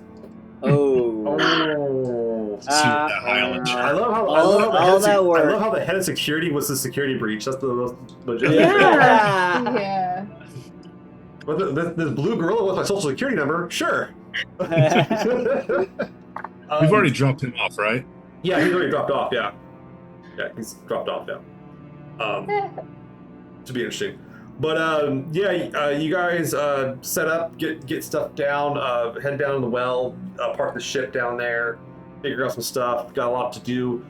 You hear that the flora in the week, like the 2 weeks you guys have been gone, the xenoflora team's been on the ground, like looking at some of like the analogs. They have these like they kind of discovered they initially just thought they were kind of like this like plant growth, but they're now referring them to more like they're like tree analogs, but they grow into the ground. Oh, cool. But like yeah, they thought they were just kind of like these like almost quasi wood like structures on the ground, but it turns out that it's not roots above ground. There's roots in the ground too, but like they go further down. And it seems like they have a team that's out in the field currently looking at that and trying to figure out what's down there. But yeah, I think anyone else have anything else they want to do like before we end today? I want Medea to go bother Wyatt. I'm I'm running after him. You go. I mean, like, where does let's say Wyatt, you're getting ready to have a meal. You're hanging out. You're there with Gaz, Myrtle, Waxer. You guys have all been super busy, like crossing each other in the hallway, but not having time. Yeah. Letting McMichaels give you orders, which is fucking really strange. It feels wrong. It's wrong, like morally wrong somehow. But it's okay. But yeah, Medea comes down the ladder where you guys are all currently having like making up some of your lasagna or whatever it is you're having. And Medea, we got some words or Wyatt. That would be me. Yeah. So you know how you're the head of like security and stuff, and like we had this deal where you would keep my data secure because like your job is security and making sure the right people see the right things and the wrong people don't see the same things. So I was just a little curious about why all of the data was unlocked and why Kiv just walked off the ship with all of the secret data that you were supposed to keep a secret. I didn't think it very well through, I guess, but I was there for. So I want to make something very clear to you, Wyatt. You never agreed to keep it like sharing information was never like part of necessarily the deal. That seemed to be like Anders and the whole deal that I would go down to the planet and we would work out a deal that you guys would help me keep this a secret if I cooperated, because I seem to remember sitting on that like little cart getting pushed around this planet that I did absolutely nothing for, and I was perfectly pleasant most of the time. So I held up my end of the deal. I'm sorry. Well, sorry's not going to get the information back. If we're going to make this world work, because we don't know how long we're going to be here, we got to work together. We can't be enemies all the time. Do you know what industries like this could do with the information we have? We're finding basic life forms, and they're never going to release this. And Anders and I, all of our hard work is never going to be recognized because people like Pope are going to take it for themselves.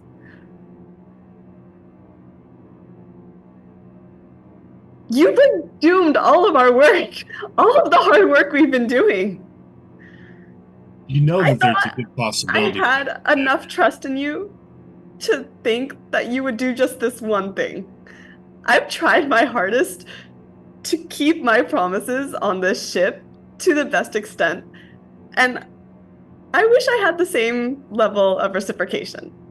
Because I know I am not always the most respected or trusted, but I thought we had started to work something out here. And she's very upset about this. This is a little more emotion than what she's usually showing. This is a lot for her. Wyatt has no idea how to react because he's just not used to this at all. I'll just I won't say anything actually because he really has no idea what to say. Myrtle, Gaz, or Waxer? Oh yes, this is not a private affair. Far away. Okay. Far away. I'm I was about to enter in with that fake sample I printed. oh shit, wrong bedtime, and I fucking bail. Myrtle? We've had our ups and downs. I think you can agree. It's always been interesting having you on board with us. There's got to be some way of preserving information, right? And I don't think any of us here exactly trust Pope. It's good to hear that you don't. I just, the preservation of the data was the password that I put into place. And now that there is all the data out in the open, there is no ups and downs. This project is gone from my grasps. There is nothing I can do that they won't see anymore. This is not my project any longer. As far as I'm concerned, it's theirs now.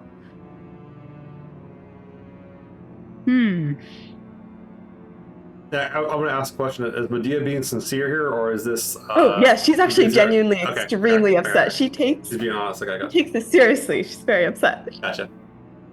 Yeah, we're all we don't know what to do now. You're actually upset. She's never like this. I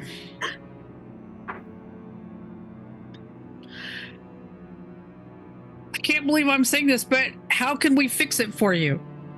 Uh-oh. Well, we can build a time machine and go back in time because there's nothing we can do now. Okay, let's try the adult solution. Yes, that's true. But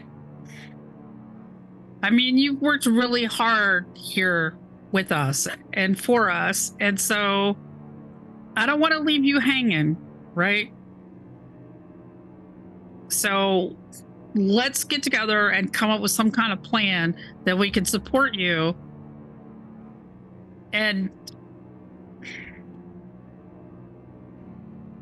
I just don't want to have Pope to have information either, So that's just... Yeah, it's tough, huh? It is tough. It is tough. And let's think about this and see what we can do together to do something for you. Well, I'd take any suggestions right now because for once I am out of ideas. There's nothing I can do anymore. So here's my question to you guys. How are you gonna... So it sounds like you guys want to make this right. How does the crew of Sinclair want to try to make this right? You go steal the data. No, I'm just kidding. I bought her drinks last night, so... That's what Abraxas says. Hey, we go steal the data back. How hard is that? Time for a data heist. I think it sounds like a data heist. Yeah, we go visit him, and then we do a data heist. Do that for me. Yeah, we love. Yeah, heist really for me? Hell yeah! Wow, we're gonna do that for you. Also, yeah. I kind of owe her one. Yeah, that's fair. Yeah, I haven't forgotten. To be fair, we wouldn't have gotten where we are without you. Well, we wouldn't have said that before we all got here, right? To be fair, we've had some interesting times with you, and I'm sure we will in the future. But I actually agree with you. Yeah, you're one of us. So Okay, that's You're our weird scientist, all right? yeah. This You're is our getting a Pope. little too sentimental. I'm not. Yeah, you're our problem. You're our Pope. Yeah. Yeah. Wow, this has been not the way I expected things to go. But thanks, I guess. You're welcome, we guess. Yeah, we'll take that. Yeah, from you. I'd give you some special chocolates and bunny slippers, but I'm out. I mean, I could make you some bunny slippers. No, it's okay. I'm going to go now. I'm gonna go. For what it's worth, here's your fake sample. I printed it like I said it was. It just took a little longer. That's like completely worthless, yeah. Yeah, I was like, it's more of the gesture. But yeah. Thanks. God bless. Put that here. Yeah. It's nice and safe. Okay. So you guys let Medea off. You guys back on the Jersey Kinross. The rest of you kind of sit up in orbit with the Sinclair, figuring out your next moves, which I think we'll do in our next episode when we play again. Data heist. Data heist. I have an option. Data heist. Data heist. Yeah, you guys want to go break into his ship? I'm very curious how you will do that. So are we. Me yeah, too, well, yeah. that's fun. We'll see. We'll tune in and find out. Yeah. Hey, listen, everyone. Thanks for hanging out tonight. We're actually going to be back next week. We usually skip the first weekend of the month or the first Wednesday of the month, but we're going to not do that here in March. So we play on the 6th, 13th, and 20th, and we're taking the end of the month off, the 27th. But I wanted to say, for those of you that are still interested, you can go ahead and with our charity game that I ran over the weekend. We still have donations open, so if you want to donate to World Central Kitchen, great charity. They feed people all over the world. Then go and drop that link in the chat. And we still have some incentives up there. Game with me, which is the big ticket item. We have a full set of trays of the Expanse. In addition, we also have two still personalized photos from Jacob Bundle that played Eric in season 5 available. So if you want to get those, that's a great way to do it. Then in addition, we also still are running our giveaway tonight, which is for a copy of Trays of the Expanse Journalist. So if you want to put in the word DAPA into the chat, you'll be entered to win. We get one winner tonight and the like. But I also wanted to say, if you want to keep on supporting us, here's our support information, our Patreon, great way to get it to help us out, keep the stream going, replace gear, pay people, which occasionally I do, I guess, and keep the lights on. Sim, hope you had fun. I did. I always do. Such a blast. I worry about it. Yeah, you're so much fun to play with. Oh, you're good. Yes. Yeah, you're so much fun. Thanks. Yeah, you really make the stuff. What's that? Made Wyatt have emotions that he's making his head spin about it. Yeah. No, I was shocked it was that easy for Kib to get you to like do that for him. I know. I'm a little hurt. I'm gonna be honest. Yeah. I feel a little betrayed. I just like how Wyatt's like, hey, I'm trying to get us to have us all get along here. I'm tired of the problems and like, oh, okay, but I don't know. I'm curious about the ethics of it are very quandrous, I would say. So don't worry, I'm gonna make sure Kiv comes with us on the next trip. It comes home or not to a story. All right, very cool. Sim, do you have anything else to say before we leave? I don't know. Like, thank you guys for always being so nice and just like making me feel so welcome. It's been very great. It's easy. Yeah, We'll be back. I will be back. Yeah, if you're not sure how to find us, you can just follow Donna's head, which is now a beacon, light with its colors. It's very vibrant. It's like I'm looking at the output here, and it's like it sticks out. It's dope. I love it. It looks great. It's But all right, everyone, thanks for hanging out tonight. We'll be back next week with a new episode. You all have a good Wednesday. Take it easy. Later. Bye.